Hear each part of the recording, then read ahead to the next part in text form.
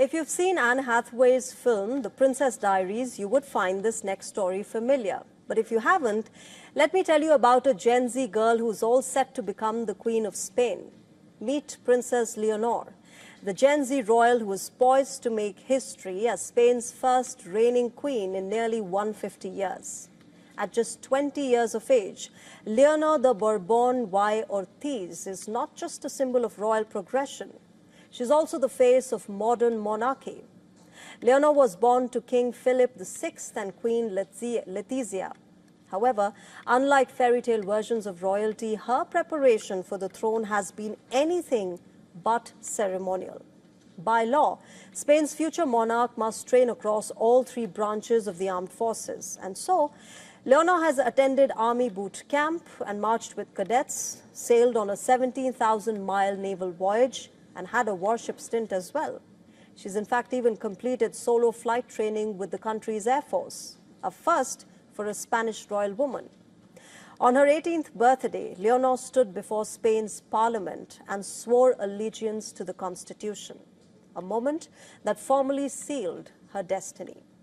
She was educated at the prestigious UWC Atlantic College in Wales and speaks multiple languages: French, Arabic, Mandarin, to count just a few.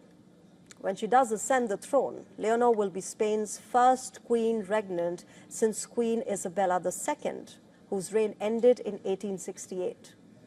In an era of questioning the relevance of royalty, Princess Leonor represents something new, a blend of tradition, transparency, discipline, and youth.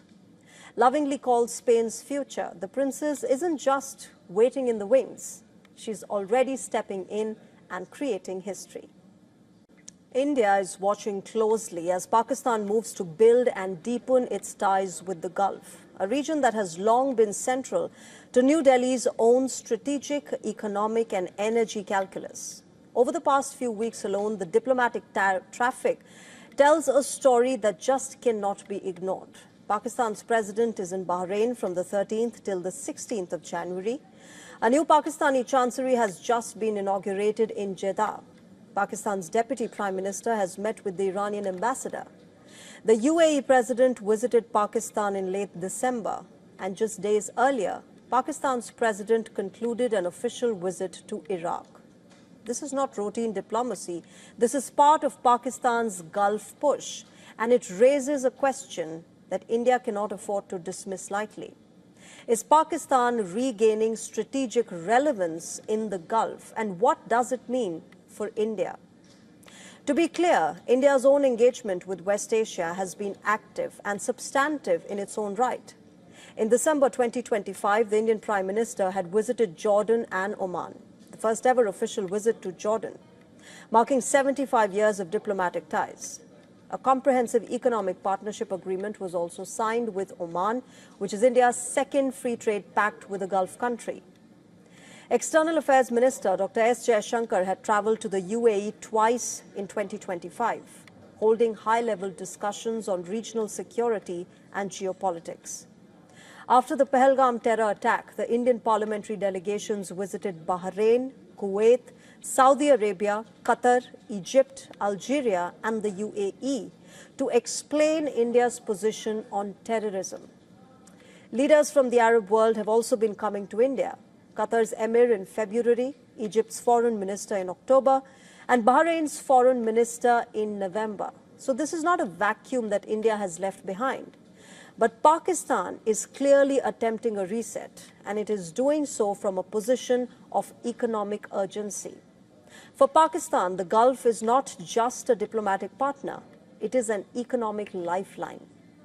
Remittances from overseas Pakistanis crossed nearly $35 billion in the fiscal year 2025, with Saudi Arabia and the UAE accounting for the largest share. More than 6 million Pakistanis live and work in the Gulf. Their remittances cover between 8 and 10% of Pakistan's GDP.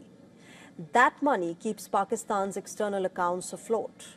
Without it, the balance of payments simply does not hold. But remittances are only one layer. Pakistan's trade with the Gulf has surged nearly 8-fold since 2000. But this growth hides a structural weakness in Pakistan, which is a deep trade deficit driven overwhelmingly by energy imports. Over 60% of Pakistan's imports from the GCC are oil, gas and petroleum products. The UAE alone accounts for nearly 40% of the Pakistan GCC trade and a deficit of almost $6 billion. This is dependence, not partnership, and Islamabad knows it. And that is why Pakistan is now pitching itself not just as a labor supplier, but as a strategic and economic partner, particularly in sectors that the Gulf is prioritizing under Vision 2030. For New Delhi, meanwhile, the challenge is not Pakistan's diplomacy per se. It is ensuring that India's own engagement remains comprehensive, future-facing and differentiated. Energy security, defense cooperation, digital infrastructure, green hydrogen, advanced manufacturing, fintech and diaspora skilling. These are all areas where India has a decisive edge. But presence matters, and in this day and age, lies travel faster than truth. US President Donald Trump has issued a veiled warning to NATO, raising fresh questions about the alliance's limits. His stated interest in acquiring Greenland has put the spotlight on NATO's core principle of collective defense. And now, the situation seems as if any move by America to seize Greenland would directly test the alliance's credibility. Over the past year, Donald Trump has pressured NATO allies through threats and demands for change.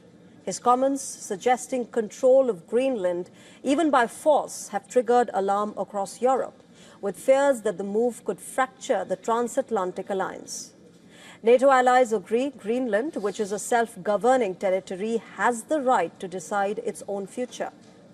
Greenland's Prime Minister said that the territory would choose to remain with Denmark rather than join the United States. We are now facing a geopolitical crisis, and if we have to choose between the United States and Denmark here and now, we choose Denmark. Now, the comments came as America's Vice President J.D. Vance and the Secretary of State Marco Rubio met with Danish and Greenlandic foreign ministers at the White House. The sides agreed to form a committee to explore whether the progress is possible, saying talks should continue face to face. After the meeting, Danish Foreign Minister Lars Løkke Rasmussen said that a frank but also constructive discussion took place with Rubio and Vance, but that a fundamental disagreement still persists. And soon after this meeting, Copenhagen announced it is increasing its military presence in Greenland in coordination with allies. Denmark, which is responsible for Greenland's defense, warned that an attack would effectively end NATO. From today and in the coming period, there will be an increased military presence in and around Greenland of aircraft, ships, and soldiers, including from other NATO allies. Security in the Arctic is of crucial importance for both the Kingdom of Denmark and NATO as a whole. Remember, Europeans have sent its troops to Greenland. Among them, 15 soldiers are from France and one British officer who is headed to the Danish territory. This hastily convened military deployment comes ahead of a planned larger exercise called Operation Arctic Endurance. The drill will involve soldiers, naval vessels and aircraft from Denmark and small numbers of unarmed or lightly armed personnel from Germany, France, Norway and Sweden. The dispute over the Greenland area, remember, comes at a sensitive moment for NATO. European members are stretched by support for Ukraine. And during this critical time, the rising divisions within the NATO are quite evident.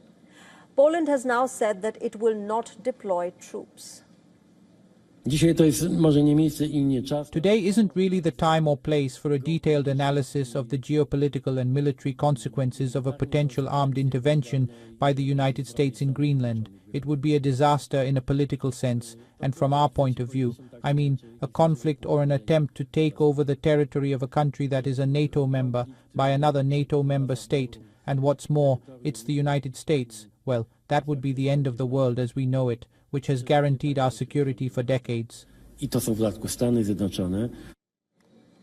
NATO allies often send troops to train in each other's countries. The US stations, remember, about 150 troops at the Pitufik Space Base in northwestern Greenland. Allies, including America, have all pushed for years to increase joint exercises in the Arctic Circle.